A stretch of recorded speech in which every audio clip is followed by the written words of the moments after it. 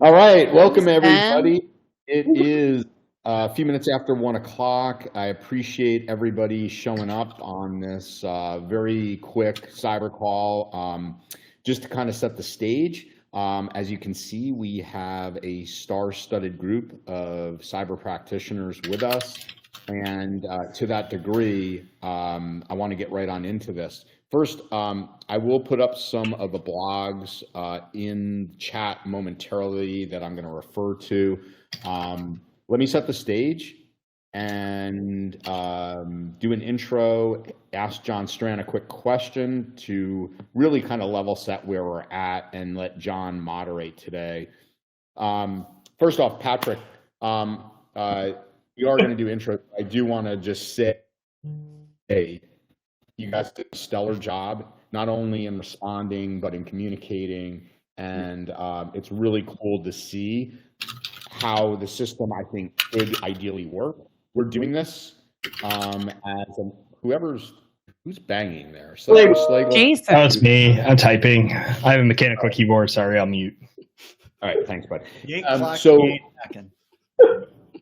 So, you know, the intent of this is to continue awareness. That is the intent. Now, we'll certainly get into some stuff. You know, Patrick, I know, has some talk about stuff. There's been some phenomenal work that's been done by both Huntress and Blackpoint, Jason Slagle and Strand, and that's why they're all here, as well as you all, the community. So setting the stage real quick, you know, I should say that is the intent. In terms of intros, can we just quickly go around the horn, 20 seconds max each person? Most of you guys are well known, but let me start off, Patrick, with you. I appreciate you coming on. I know you've gotten tons of sleep in the last few days, and you look really well rested. Hey man, I got a quick workout in at 5 a.m. this morning in the spirit of you, Andrew. So I appreciate that. So yeah, real quick, I'm Patrick Beggs, Chief Information Security Officer here at ConnectWise.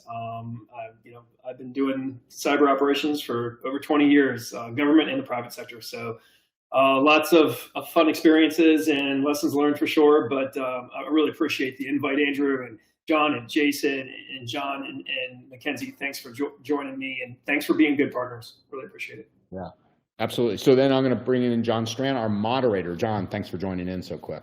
Thank you so much. Yeah, I'm the owner of Black Hills Information Security and Antisyphon Security Training, do the pay what you can training many of you have been through. And, I'm just super excited for today's panel and kind of facilitating and keeping it going. Awesome. Starting now with our panelists, ladies first. MacKenzie, awesome to have you with us.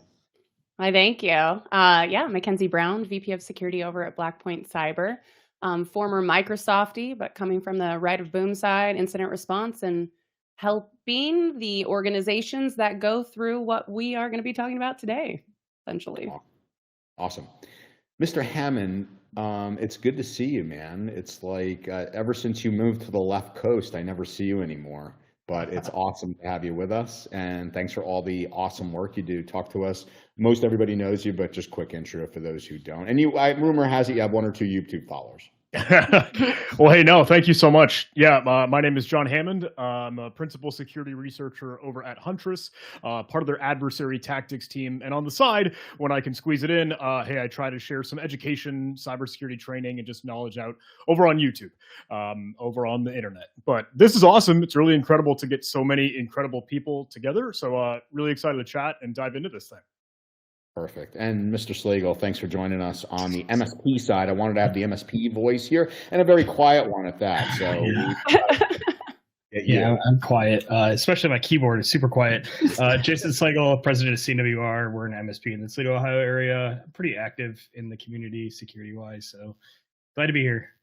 Yeah, thanks, and thanks for all the hard work. I know you've been up late nights helping out the community with this. He's also pretty good at beer pong, too. I might add that. Hey, can I say that Jason has offered, and this is all sincerity and seriousness, Jason has offered to send pizza to do whatever he can, just emotionally. He's checking in on me. I really appreciate it, Jason. Thank you. You never sent pizza my way, Jason. Yeah, I mean, the community needs to rally around it. Like those guys, however bad it is for you, I promise that their day is equally as bad, if not worse, right now. Yeah. Oh, Very yeah. true. Okay. Mr. Strand, question for you. Again, probably everybody knows this, but I'm going to assume, let's take the assumption of level setting.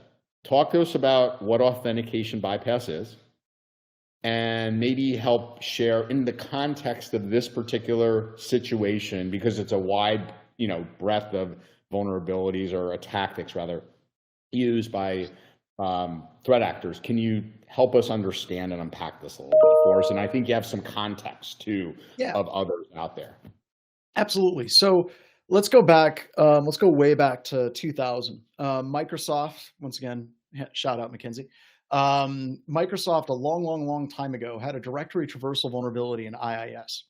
I think it was one of the first heavily exploited directory traversal vulnerabilities, an authentication bypass style vulnerability, where you can access a resource through a non-standard means. So for example, if I wanted to pull down a potentially sensitive file off of a Microsoft system, way back actually in 99, I could do .. //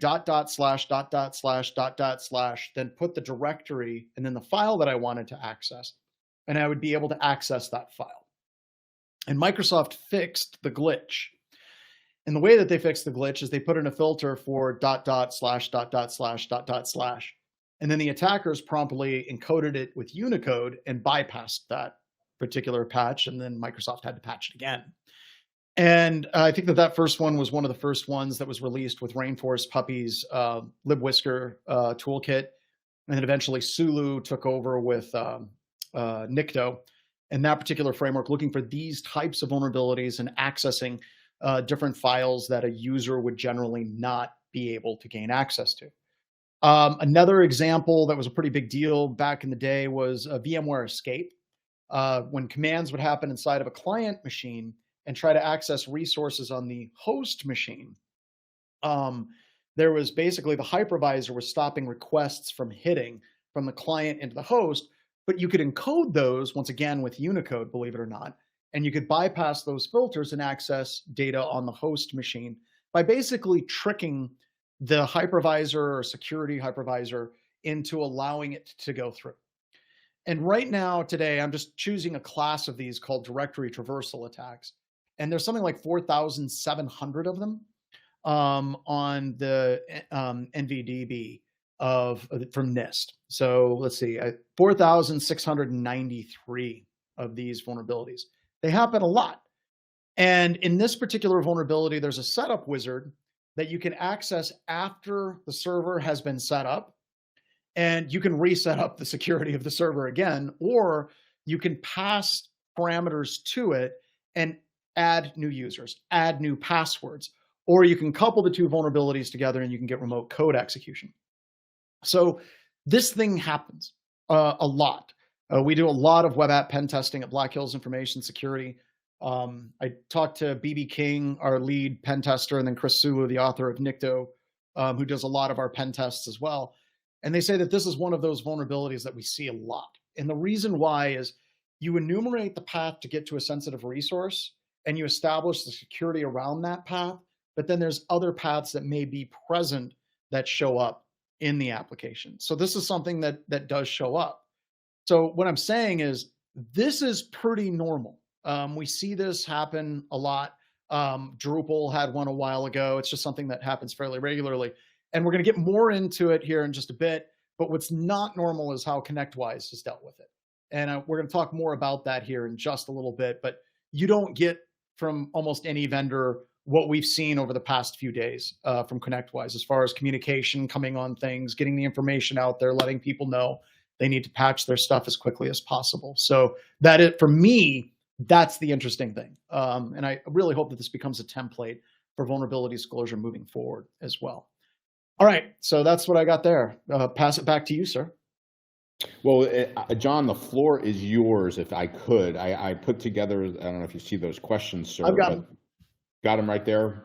I can take over. That's really great. I wanted you to moderate because I think it's really fitting, John. This is, really in your wheelhouse. Sounds good. So just to give you some context. a lot of organizations that find vulnerabilities in their product, they usually release a patch and then they do nothing. If they release a patch, they'll just release the patch, and then any questions, requests for comment, anything just gets sent to the write-up for the patch, and that's it.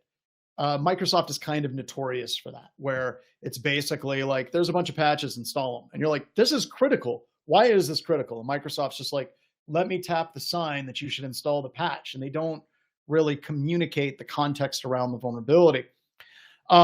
So the level of communication that I've seen in the community across the board has been really, really, really super cool with this one. And usually whenever you see CISOs of organizations, if there's a really bad vulnerability or really bad breach, a lot of times it's when they're testifying before Congress and there's a subpoena that comes. So with all of that being said, Patrick, how you doing? How's the last 24 hours been, sir? So, be honest with you, it's the last 24 hours. We need to back up to probably the last 5 days, right? When we got this VR vulnerability disclosure program by just a really great researcher who was absolutely open-minded and wanted to work with us. Did not want to cause damage to an industry, to livelihood of small and medium businesses. They wanted to work with us, and we pressed fast forward, John, as you're lamenting, right? On the identification, we had to validate creation of the patch. And then, as folks know in this role, there's a lot of moving parts that you have to do before you pull the button, right? And as a CISO, I'm very impatient in that regard. I'm an ops person, right? That's how I came up in the world, especially on the government side, that, listen, let's go. But you also got to get it right? Like I talked about the Microsoft thing where they fixed it and they created another vulnerability. You got to get it right, because that's where the embarrassment comes in. If you fix it and then it's bypassed in less than 24 hours. Hats off to my folks, to my product team, to the ConnectWise product team, again, letting them do their jobs, right? And that was the most important thing that was happening probably on Thursday and Friday. And then, identifying our game plan and attack plan, right? Obviously, we went after our cloud instances first, and then obviously released and pushing hard right now. As we fast forward to right now, we're strongly, right now we're doing a lot of Q&A, making sure the cloud instances are updated. Folks may not see it as a patch per se. It was a system update for them, right? So right now we're making sure that they see those newer versions, even though they may not have seen the newer version, they were protected, if that makes sense, right? So I want to riff on that for a little bit, because if you're talking to any private equity or VC funding firms, they absolutely hate on-prem software. I mean, even Microsoft hates on-prem Exchange for these types of things. And you're dealing with like this balance, right? You're dealing with the balance of the on-prem legacy customers, the cloud customers, and then you have this third group of people that are running on-prem, but their licenses are expired. And one of the things I want to get across, I see Jason kind of nodding with this.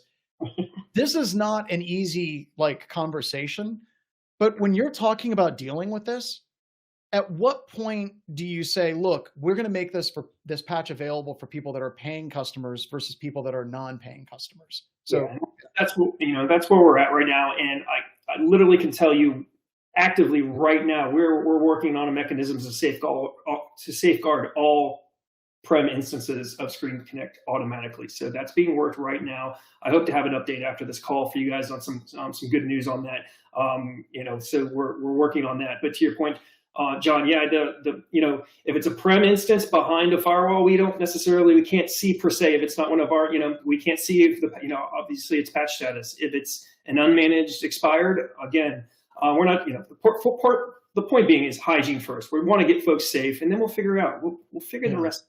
Right? But that also gets into some weird debates in the industry. I remember once again with Microsoft, with the vulnerabilities that were released from shadow brokers, there were tons of systems that they were end of life. Yeah. There was no more patches, and Microsoft made a decision to come out with an out of band patch for them. And I like to kind of you take first crack at it, of course, but also get some other people here, Jason, MacKenzie, and John. Doesn't that kind of send the wrong message in the industry where people are like, oh, we don't have to pay for a license because if it's bad enough, ConnectWise is just going to release a patch for us? Doesn't that kind of help facilitate the bad behavior, or is the safety of customers where do you find the line on this? And I'd like to get you first, but then I'd like to open it up to the rest of the people on the panel as well. Me? Yeah, go ahead, Patrick. Yeah. You first. Oh, Patrick, go. Oh, I thought Jason was handling this one. I mean, yeah, it's the protection of. I mean, obviously, it's security first is our mentality, John. So, right, that's we have to address. I'll keep it short and sweet at that. We have to be able to. We understand, especially in this space, it's small and medium businesses, it's livelihood, right? We have to address that first before we do anything else. That's it. Yep. Plain and simple. Every time you say Microsoft, John, a little kitten dies in the I window. know. Like And I actually can like see it stabbing. behind your eyes. I'm like, So, oh god, I'm like enjoying helicopter that. noises. Absolutely. It's Well, like I me can when say- people bring up like Northrop Grumman or Accenture, and a little piece of me dies. Right. It's Well, like and I like that you mentioned the exchange vulnerabilities too. And there's only so much I can say because Microsoft is always listening, being former Microsoft, but coming from the incident response side, what we dealt with and the exchange vulnerabilities are a fantastic example of this when you saw the server side request forgery vulnerabilities that went out and the cocktail of that and how that slowly evolved and shifted. It didn't, I don't know if it's like a societal problem or if it's an actual Microsoft problem at that point, because we still saw technical debt relating to Exchange on-prem servers being popped 2 years after the fact in investigations, even though the patches were out there, even though all of that was out there. So when we do out-of-band patches in support of Microsoft, there's only so much that they can do. And it's the same thing with legacy auth. They pushed the legacy auth. We don't support this anymore. They pushed it out a year and then they pushed it out another year. And so it's hard to say, like, what is considered the right thing to do? Where are we enabling infrastructure managers to not be able to do patch management properly to the point where Microsoft has to support them? We have to push out that end of life. Andrew, go ahead. Yeah, so no, I love Jason Slagle. Your thoughts, Jason. So, I don't have any thoughts. You're an MSP. That's you're paying your bill, right? Yeah. You're paying your bill versus hey, you also know the side of supporting customers and people that MSPs that go, you know what, I'm gonna let this perpetual license just lapse. I'm not going to pay my bill. Give us your thoughts, if you would, on this. Yeah. So, in the most surprising move ever, I'm going to channel my inner Gary Pica here and say that this is 100% a business decision. And does the cost of the PR and other things of dealing with the outcome of the users that are not patched getting popped exceed the cost of the licensing gains if you sold them licenses? If the cost of that, if that is true, then you provide the patch for free. Yeah. Interesting. And I guess, John Strand, to you, and then maybe to get John Hammond's thoughts on this, John, is there, again, the fine line of, there's a cyber incident now where, they could say, well, ConnectWise, you could have done this. These days with litigation, John Strand, do we have to be cognizant of that? Well, Patrick had it. He could have helped them. Monday morning quarterback is a real thing. It is, and I get it, and we use it as lesson learned. We do. We don't ignore it, right? I'll just put that out. I'm going to disagree slightly with what Jason said. Like, I think that calculation is easy whenever you talk about it, but the reality of that calculation is far more difficult, and it's not actually a calculation that you can quantify. And I'll give you an example. John, you had on one of your posts the Census.io. I think there's still like 3,200 unpatched systems out there. Right? Is that in the ballpark, or has that been updated? I hear a variety of numbers. I think the safest answer is thousands, enough to really matter. Let's go with thousands. Yeah. And here's the problem. Those people that aren't patching, they aren't listening to this. Right. Those people that aren't patching, they aren't plugged into the community. I'm willing to bet that a huge percentage of those people don't even know that they're running that software at a corporate level. If we know them, if we can see them and we know them, we're calling them. And once again, like, that's awesome, right? And I've never heard of that before because you're weird, Patrick. That is very, very strange because most companies don't do that. But here's the problem with calculation. If one of those customers is running a water treatment plant, if one of those customers is running, let's say street light, traffic light system for an entire city, if one of those customers is a bank somewhere, and there's a lot of people that reputational harm may be much higher than that simple calculation. You don't know what that harm can be. So that's one of the reasons why whenever I talk to customers, whenever they have vulnerabilities and they are dealing with something like ConnectWise is going through right now, basically get out in front of it and do everything you possibly can, because if that worst case scenario does in fact happen and it does go to court, which is horrible, then you can say, look, we released a patch, we went on the CyberCall, we talked to a bunch of people, we're reaching out and trying to call previous customers whose maybe their licenses aren't up to date. We're doing all of these different things, and that demonstrates a heightened level of due diligence rather than just saying, we released a patch and everybody's on their own. Pat, go ahead. On top of that, in the minute we started talking, we went public and started talking to our partners and our partners, our operational partners, like folks on the call here. We reached out to CISA via our membership of JCDC, the Joint Cyber Defense Collaborative, right? Made them aware. They actually helped us expedite the CVEs on these that we got released. Andrew, we got released today, and Jason Ferguson, who's in the chat, can drop those CVEs in there, I hope, if they're ready to go. Jason, I apologize if I spoke too fast. But yeah, so we're working with, obviously my background at CISA, right, is it's nice to have those contacts and to be able to hit them up on the back end and let them know, this is coming. So, and any and all what we can share with them that we're seeing and what our partners are seeing and that you guys are seeing, we want to funnel that, to your point, John, to help critical infrastructure, water treatment plants, energy subs, energy companies, you name it, that keeps us up and running. Again, customers of MSPs, right? Yeah. Can we shift the conversation a little bit too to focus on the post exploitation? Right, we're talking a lot about patching, and that's certainly something that absolutely, we're all unfortunately choking on right now. But I'd really like to know about post exploitation, because the concerns around this are far more chaotic of the havoc that can ensue. So we can see lateral movement, we're going to see a lot of data theft, but really it's like, why aren't we talking about the ransomware and how are we going to approach that? Because patching is one thing, but if we're not taking actionable isolation, containment type of proactive, not just advisory, but action for our customers, then we're leaving the gates wide open for this. And MacKenzie, you had a presentation last year at Right of Boom. Like, the ransomware isn't just that organization. It's like the attackers love using these tools because they tend to bypass security products. Don't get me started. It's not just one organization, it's multiple organizations that get hit. A full syndicate. The brief synopsis of what your presentation was at Right of Boom last year on that regard. Yeah. So, I mean, well, we talked on the panel. I brought in, Chris Lohr and everyone to really speak about incident response and how to handle that. And I can go on an entire soapbox about incident response and how these ransomware syndicates actually work together. We're starting to blur the lines, especially when you look at the dark web and who is doing initial access brokerage to purchasing of credentials to that footprint of initial access is disappearing.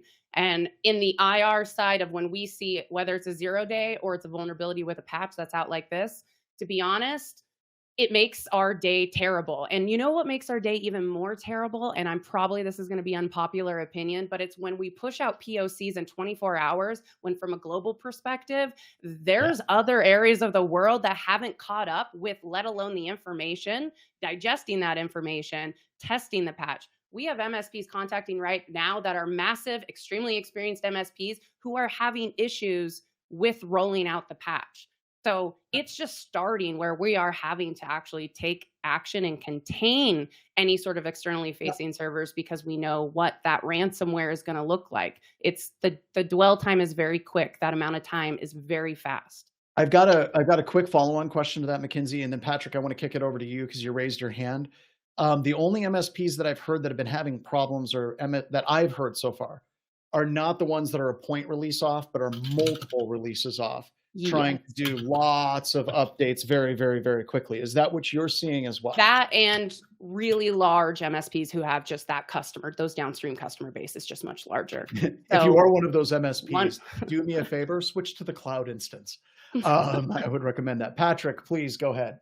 Really quickly, and to jump on what MacKenzie was saying, I was on a few incident response calls, my team was on a few incident response calls last night.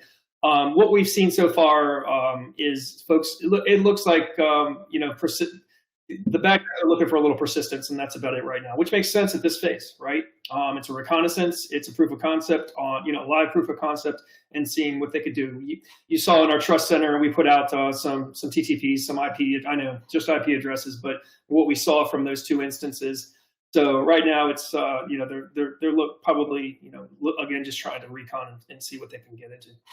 Cool. I want to bring John into this because he's working while he's doing this. So we got to drop him in. Throw a shout out once again to Huntress. You had a really good write-up. It was called Catastrophe for Control. Can you talk about kind of your process in doing, because the team at Huntress has done this multiple times on multiple different products, and you ended up with a POC, and you sit on it, which I think is awesome, right? Because we've talked about this in the past one-on-one, where there's always this pressure, like, I want to be the first company to get the POC for this exploit. And I think that, Watchtower released one that was called Watchtower versus, what did they call it? ConnectWise, which I think is a horrible kind of like inflammatory name, but whatever. What is your process with your team in kind of developing this, building this out? Because you did it very, very, very quickly. And I love how you wrote up how you diffed it and all of these different things. And I think that that's kind of a set. This is what the attackers are doing. They're doing it in real time. So what was your process in getting this particular post out and your collaboration with ConnectWise? Because you mentioned that in the article as well. Yeah, thanks so much. I'll try to share my piece, and then if there's anything that we want to zoom in on, I'm happy to do so. But look, when we saw the advisory drop and the notice and the news kind of go out, we got wind of this and we thought, like, man, this is serious. This is bad. This has gravity and enough severity. Like, oh, I want to take this seriously, and that's kind of why we were willing to burn the midnight oil and kind of work around the clock the best that we could to do the patch diffing, to kind of analyze, look through the code, do that reverse engineering, all the stuff kind of swimming through C#. But look, it was clear to see, kind of, just taking a look at the patch diff, we were able to notice and see right away what the flaw was. And with that, we wanted to kind of get the messaging out the best that we could, and understanding of, like, we're going to be a little bit tight-lipped about this because it is so minuscule, it's so small, it's a small tiny thing, and if we were to even talk about mitigations or some of the threat intel or some of the detection efforts or more of the patch, the things that we want to talk about that we normally like to give out, we would just be tipping our hand to the threat actors, and it would just be exploited and out in the wild exploitation. It's a time race at that point, right? Like, people getting their patches out versus the exploit being public. So we tried to walk a delicate tightrope with that, and I hope that we did a good job with that. I really hope that we did that right the best way that we could for our partners, for the community, for the security landscape as a whole.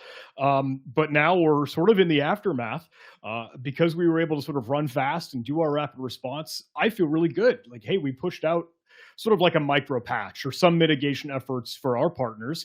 And now it's weird and wild, but yeah, now that we're in this post-exploitation side of this, it's kind of watching the world burn and trying to do the instant response that we can and communicate and get the threat intel out there. Now that we're in the clear to at least talk about it, because, hey, the cat's out of the bag.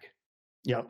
Every time you say, like, this is a tiny trivial thing, I think the billionaires that were in that submarine way down below also thought, this is like a tiny crack, like a super tiny issue. But isn't it amazing? Probably a terrible metaphor, but honestly, I just personally think it's not. We're at the point right now when we are chasing CVE badges and we're trying to push out POCs.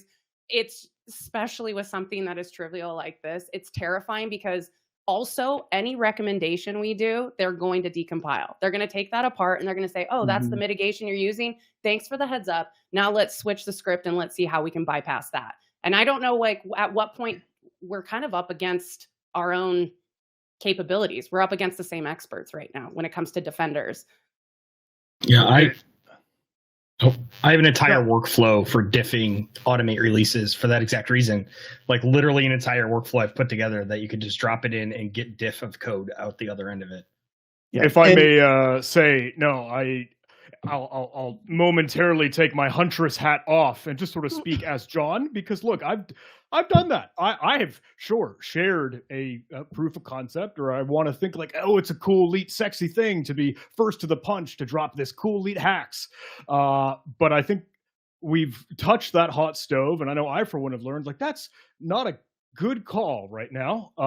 And in all reality, this could be. It's obviously February 21st, early to say, but this could very well be a big cybersecurity incident for 2024. So now we've come to that maturity. Hey, let's lock the doors and board up the windows before the best that we can with as much time ahead of time that we can. Patrick, go ahead. I think experienced researchers need to sit in a CISO seat for a day and get that perspective, or a few days, and understand that perspective right on. Now I know many have worked operational response and things like that, but I think they need to remember, they need to remember that they're there to protect their stakeholders, right? And being responsible. MacKenzie, to your point, right? We're all in this together. This is, the boomerang comes around really fast, right? So, and I can speak for all responders, and not all responders, obviously, just like the cool ones, but like definitely responders that when things drop and then they continue, and we saw this, honestly, we saw this with the WannaCry event, and we saw this with Exchange 0 days. We saw this with SolarWinds. We actually can only support those that have the privilege of having a retainer, having cyber insurance to cover them, having that money. What we support in the MSP community is not screw up money. They don't have that. There's their entire business that is at risk. And also IT service providers that are going to be targeted, most importantly, that support 5 to 50 companies at a time with just one server that could be easily exploited. And so when I look at the incident response side of the house, what we did during those events, sadly, had to turn people away. And we always, on the Microsoft Dart side, we would never say no. And it wasn't like money is green. It was just like, nope, let's help them. Let's pull them in. But when it came to the Exchange 0 days, because Optiv was WannaCry, but when it came to the Exchange 0 days, we had to turn people away. And that was terrifying. Yep. SolarWinds, we couldn't, because we know it hit a lot of federal and, the SLED SLTT space. So it was critical of nature, like legitimately critical of nature. Totally. But the Exchange 0 days, that unfortunately, that resulted in what we still see today is the same technical debt that's sitting around, and they're still getting popped. But now, how long is this going to sit out before people patch and before we can do something? Jason, I want to throw one to you. I want to ask, what do you see in the MSP space, MSSP space, how it is in like errors and omissions, cyber liability, or professional liability? Like, where do you kind of see how that all sits in this space with a vulnerability like this? Yeah, it's going to be, this will just be another nail in the uninsurable coffin, right? Like if there are huge payouts from this, which as of yet is to be seen, because I haven't seen any. We've seen some evidence. There's a Reddit post, a couple other places of people that are showing some maybe Buffalo jump attempts, but we haven't seen anything big yet. If there is a big event, then it'll be just like after the last big event, where now suddenly insurers don't want to insure MSPs anymore. It's the reputational damage to the industry is just immeasurable.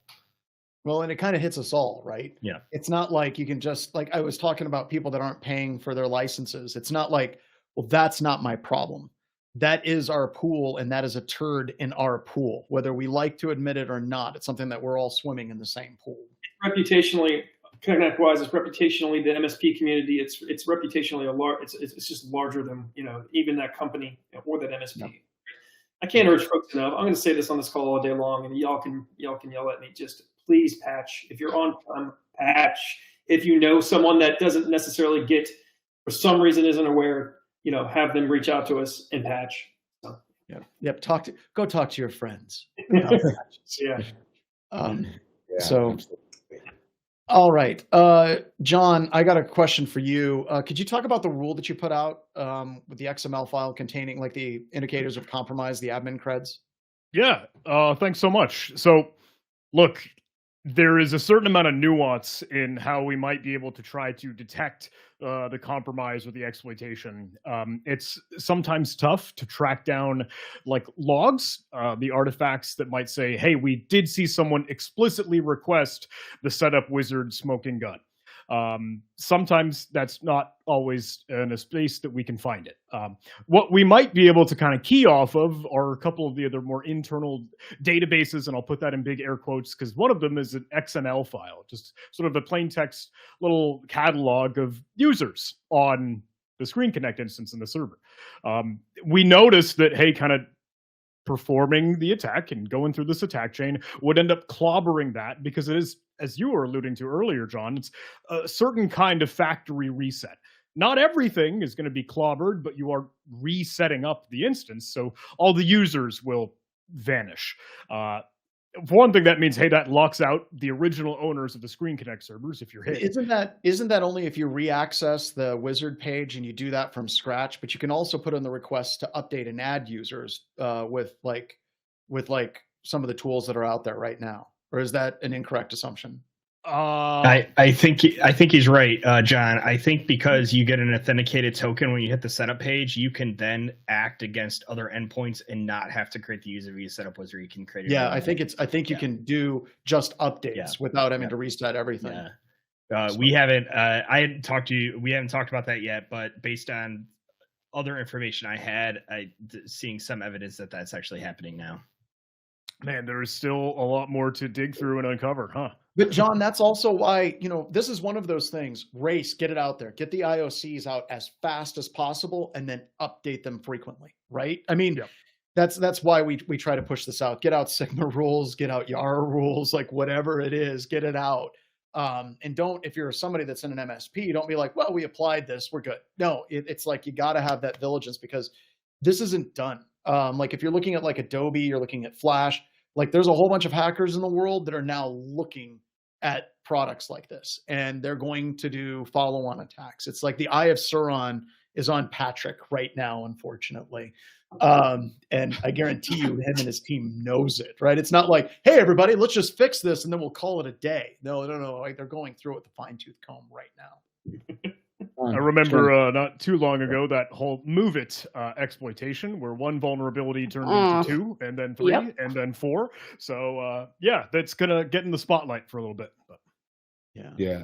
Strand, John, I was going to ask you maybe to just chat with Patrick and then over to MacKenzie a little too. But like, John, you've talked about, now granted this is a CVSS of 10, but lower level CVSSs that get strung together because the attackers start to look for ways in which to put things together. Can you maybe just walk through like where they're going to go with this? What things do they do? And then what Patrick and team have to be kind of looking out for and keeping everybody in the loop of, if you will. I know this is a make-believe, but like if you could just help us understand how attackers start to string things together. For me?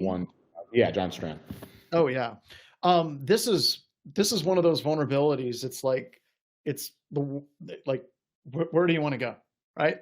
Like once you're on this, then you effectively have access to all of the other agent endpoints. And I don't know if the 10 is going to hold. I don't know. Has the official score come in as 10? Or Patrick, with your team recommending and saying it's 10? So it's always the scores get kicked down to like 9.8, 9.9. Yeah, that's what we recommended at 10. Yep. It scored at 10. It did score at 10. Yep. It did score at 10. Okay, cool. Again, Jason Ferguson, if you're on the call, if you can drop those in there, man, that'd be great. So sorry. Yeah, and that's rare. And like really, really rare. And I think part of the reason is it's ease of exploitation. And then the potential impact isn't just that individual server, but all of the other systems that have the RMM tool, the RMM agent installed on it. And that's the fear, right? That's the absolute fear. And that's why it's 10. It's like an amplification attack. Which is part of the reason why I think ConnectWise, and I don't want to speak for you and your company, Patrick, but part of the reason why I feel like you guys are out in front of it as much as you possibly can. Because the impact of listening to some attorneys that would say, let's just patch it quietly and not tell anybody is just too high. The risk is just too high, not just from a reputational company perspective, but the impact to end customers' perspective as well. Not my company's DNA. It's not my DNA. Jason will tell you we as much as we can. Sometimes got to get reined back actually. So try to be as transparent as possible. 100%. Cool. Yeah. I want to throw another question over to MacKenzie. I asked John about their blog. You all did a fantastic write-up as well. Then you have a video in there. Just what is your team kind of seen, and kind of the same question I threw to John, like the process of getting this out to your customers, not just to your customers, but to the internet at large. Once again, where do you look at that line and saying, this is what we're going to give to let people know it's important, but we don't want to give away too much that we're basically giving a roadmap on how to write the exploit? So we definitely started with the POC. Our adversary pursuit group jumped right in that. And as everyone can imagine, it wasn't really that riveting and exciting because it was just more terrifying how short of a POC that actually was. This isn't our first event. I know we don't want to say Kaseya in here. We don't want to talk about things that have already happened. But our concern really was focusing on the detection mechanisms necessary to identify the lateral movement after. And also considering a lot of our downstream customers don't have EDR deployed, so they're not going to pull up suspicious IIS web shells that are getting dropped to some extent as well. So we are concerned with the monitoring aspect.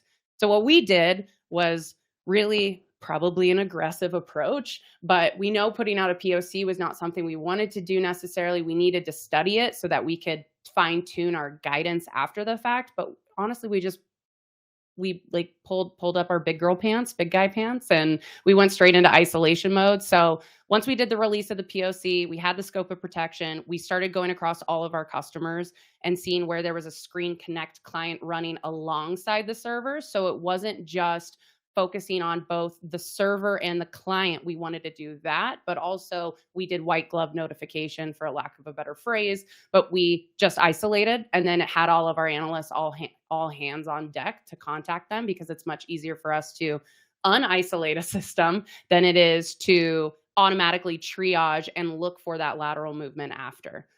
So our entire recommendations wasn't also focusing, like, we knew POCs were going to come out, we knew IOCs were going to come out, but also honestly looking at a bunch of IP addresses, that's going to shift, and those aren't going to matter as much anymore. So it's really just like, what can we do now to contain until our end users can patch? Okay. Well, Patrick, I've got two questions for you, sir. The first question I'm going to ask is the easier of the two questions. And I kind of started out by talking about this. Seriously, on-prem solutions, like from a security perspective, are a nightmare, right? It's really, really difficult. Like you said, these may be behind firewalls. You can't reach out. You can't touch them. You have, like, if they completely cut off the ability to get patching or updating, you still get blamed, right? It's one of those things where you're damned if you do, damned if you don't. And MacKenzie was talking about Exchange on-prem, and Microsoft's been trying to kill that forever. Is there, and you can totally like blow this off if you want, is there a plan in ConnectWise to basically say, hey, how do we phase like on-prem solutions out and really try to get people into a cloud solution so we can fix these faster? My answer is going to be, folks have heard a lot about the ASIO platform that ConnectWise offers. As you see the merge and the maturity and the transformation that we're applying toward the ASIO platform, obviously on the cloud side of the house, right? We're seeing more and more folks are migrating to the cloud, right? We obviously respect MSPs, right? Their decisions to do prem, right? We are seeing a decline, John. So that's promising from a security standpoint, but also we want to respect folks' decisions and their business models and some of the nuances that require them to do that, right? We're not going to not support them, that's for sure. But we're seeing really with the ASIO platform and our services offerings in that regard, we're seeing some really good traction and some really good modernization, to answer your question. Are there conversations being had about maybe not selling the on-prem solution for something like this anymore? I'm a CISO, man. I didn't get an MBA, so I don't necessarily get those conversations. That's my politically correct answer, so I don't know any answer. Right. All right. So here's a question direct for a CISO. And with your background in the military, when things go wrong, there's always a postmortem. There's a policy, process, or a procedure that can be improved. What's different next week? Let's give it next week, because the team's still in triage mode, versus last week. What is different in the organization between these 2 weeks, the before and the after, right and left of boom? And we're going to give this week, because this week's just like it's a fire like drill, right? You're going to go through. Yeah. What are you guys doing different to kind of get in front of this moving forward? I think what we want to do is proactively. I'm going to take one of my bigger takeaways is proactively with the research community, right? We had somebody that came to us, right? With our responsible disclosure program, probably put a lot more, communications and awareness and advertising, right? My military background, force multipliers, right? A special operations model. We need to create force multipliers to help to obviously help the community, help us stay safe. Right, so that's one of the bigger takeaways from a more bigger picture standpoint. I could get into some SOPs that we're refining and things like that, but I'd bore all of you. Wouldn't bore me at all. Go on. John Coleman, I could trust me all day long. Again, lots of little tweaks, and that's myself and Nick Nolan and Matt Kirksey, my leaders, and Jason Ferguson. That's what we're here to do, is to help our folks from this. And let me tell you, this is what we train to do. This is what my team is trained to do. So, lots to, areas for improvement, but overall, some of the bigger pictures, the things I said is where I'm focused on from that point. Yeah. Very cool. Very cool. All right. I think we've exhausted a lot of questions that Andrew put together, which were a lot of great ones. And once again, I want to reiterate to everybody, I've been doing this a really, really, really long time. And I can't think of any situation where a company got out in front of things as fast as this and was opening themselves to the community like this. So we could please, give hats off round of applause for ConnectWise and what they're doing, and Patrick especially for showing up, because this isn't easy, right? One of the first things that a lot of organizations do is, who can we blame? How can we offset blame? How can we deflect? And ConnectWise has not done that, which is great. So are there any questions from the audience? And while they're typing that in, are there any questions, MacKenzie, John, Patrick, Jason, that you think should be asked? Like, you're sitting here and you're like, I wish that I could answer, I could speak to this. I can dance with this, and it might be the edge of my understanding, maybe grasping at straws, but I think, like, when we have a handful of, reporters, journalists, news headlines that are going to be coming out of the woodwork trying to get the scoop on this, like, the story, I think, all the time is going to be patch. Yes, and we all know that, and we all are doing that, and we're actively fighting that fight. But the hackers, threat actors, adversaries are going to be popping shells, getting the access and kind of collecting that persistence mechanism, that implant, that foothold, that backdoor.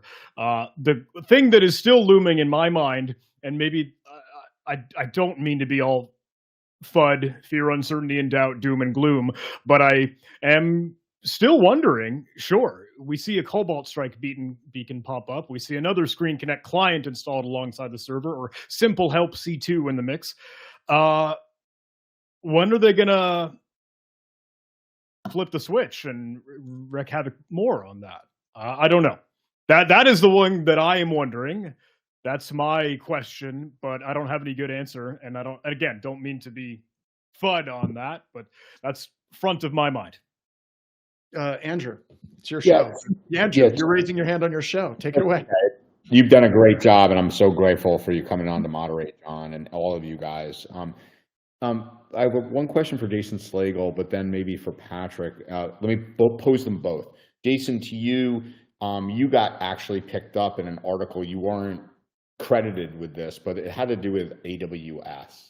I was wondering if you could share that. And then Patrick, there have been some in the articles, not accusatory, right? But about the server is one thing, but is the client at all vulnerable? And okay, so we can put that to bed. Okay, the agent, anything like that. Okay, perfect. Jason, can you talk a little about the AWS thing that you referred to in this article? Yeah, they actually quoted you, John, this week from one of the conversations we were having last night. So I've been doing reconnaissance in not just trusting Shodan, right? Because everyone's citing these Shodan numbers. What I can tell you is only about a third of the responses you're getting from Shodan for ScreenConnect servers are even reachable. Of that, right now, I'll probably get yelled at by Patrick for saying this. I am seeing about 20% of them patched, right? So it's not awesome. And I've been doing that, I've been running that regularly to see the patch numbers increase, which is what you want to see. Sometime between 10 p.m. and midnight, in Ohio, where US East 2 is, we went from 3 unconfigured instances of ScreenConnect being present, like AKA they immediately redirect you to the setup page, to 50% of them in Ohio suddenly showing unconfigured. And all of them are in AWS's US East 2 IP space, right? So I confirmed that against US East 1 and US West 2. And it very much looks like somebody did something to all of these instances that live on Amazon. I don't know if they neutered them. I don't know if they exploited them, but they are not behaving like they were at 10 p.m. last night.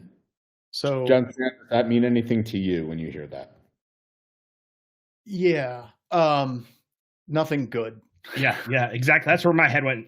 Yeah. But this gets into the biggest problem about this entire thing. The single biggest issue is the people that we need to reach out to the most are not listening to the show right. They are not there, and that's a big concern.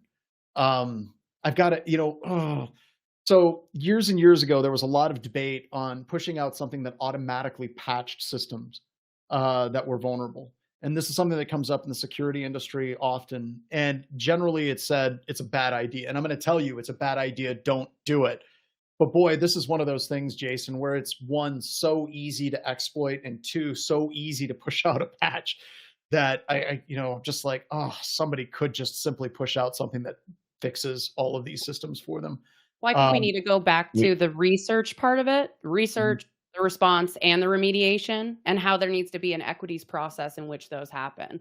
Because we have a lot of research going on, a lot of reconnaissance going on, but at what point do we actually step in and make actionable remediation? Well, and not but wait? Don't you think Amazon could literally go through and say, hey, your stuff's vulnerable, I'm going to shut down? And go ahead, Patrick. Years at AWS is yes. And Jason, get off AWS East, go to PDX, go West.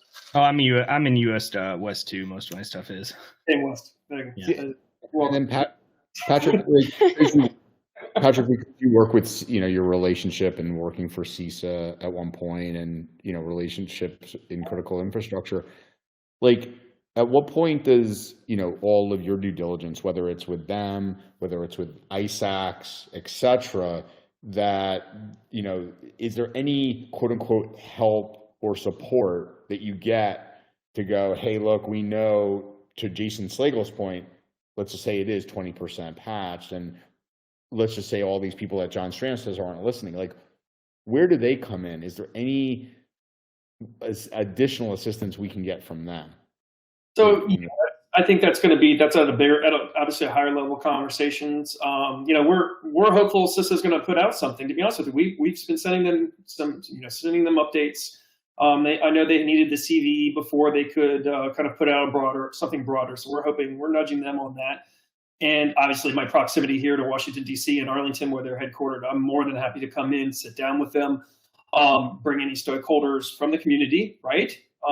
With me as well. If they want to have some conversations about impacts, about proactive things that we can do as a community.